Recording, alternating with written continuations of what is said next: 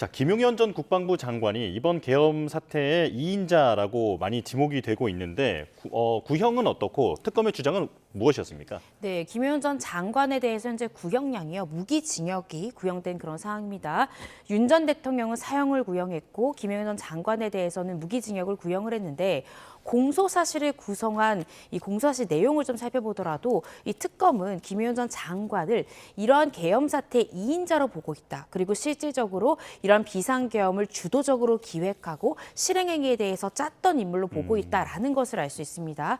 대부분의 비상계엄 선포 내지는 이 내란 중요 임무 종사자에게 어떠한 문건 전달 내지는 문건을 작성하는 과정 중에 이 해당 행위의 주어를 윤 전 대통령과 김용현 전 장관은 이라는 식으로 이 주어 자체를 이 두 사람을 한 몸처럼 묶어서 설치하고 있기 때문인데요.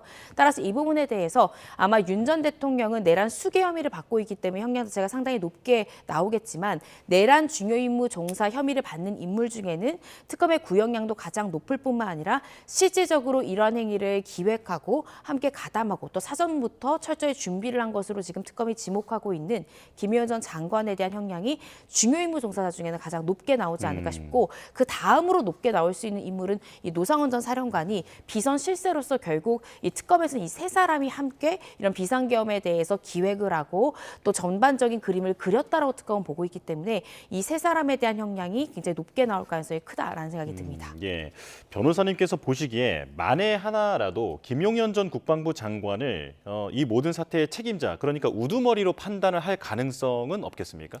실질적으로 김용현 전 장관도 대통령의 지위에 있지 않기 때문에 설사 김용현 전 장관이 먼저 비상계엄이라는 아이디어를 주었다 하더라도 윤 전 대통령이 모든 걸 결심하고 지시를 하달해야만 이 범행이 이루어지는 구조입니다.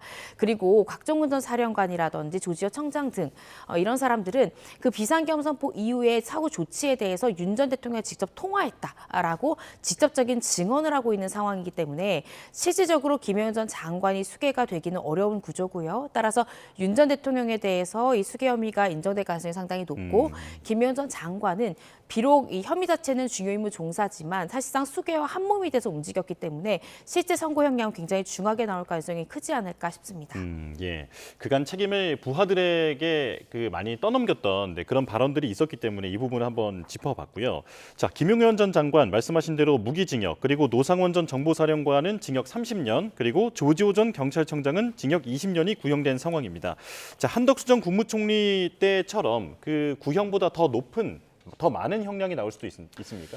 구형량은 재판부를 구속하지 않습니다. 재판부가 자유심증에 따라서 형량은 자유롭게 결정할 수 있습니다. 이에 따라서 구형량에도 불구하고 그보다 더 높은 형이 선고될 수 있고 특검의 구형에도 불구하고 각 피고인별로 구형과는 다른 형이 선고될 수도 있습니다. 즉 피고인별로 구형의 순서와 다르게 실제 형량은 어떤 피고인이 더 높게 선고되거나 어떤 피고인이 더 낮게 선고될 가능성도 배제하지 못합니다. 특히 이 사건의 경우에 내란은 다수인의 결합에 의한 폭동행위를 전제로 하고 있으므로 개별 폭동행위에 어느 정도 모의하고 실행하는 형태로 가담하였는가, 나아가서 혐의를 인정하지 않는다고 하더라도 반상하는 태도라도 보였는가, 수사와 재판 진행 단계에서 사실관계를 인정하는 모습을 보였는가에 따라서 충분히 선고 형량은 달라질 수 있습니다. 특히 노상원 전 정보사령관의 경우에는 조지호 전 경찰청장보다도 구형량이 더 높았습니다. 노 전 사령관의 경우에는 30년이 구형되었고 조 전 경찰청장에 대해서는 20년이 구형되었는데 이 부분은 상당히 의미가 있습니다.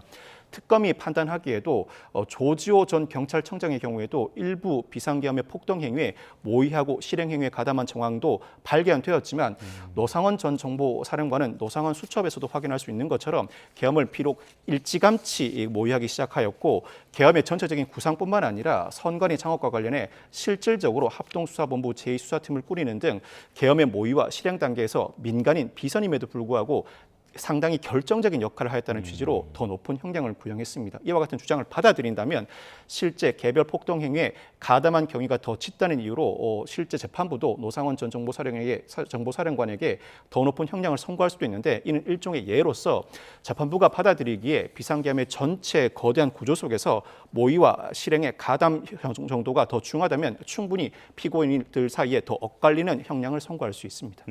예. 자, 병합재판으로 1심 선고가 진행되는 건데 만약 항소하게 된다면 이제 내란 재판부가 담당하게 되는 거죠? 네, 그렇습니다. 내란 전담 재판부에서 이 사건에 대한 2심을 담당할 가능성이 굉장히 높고요.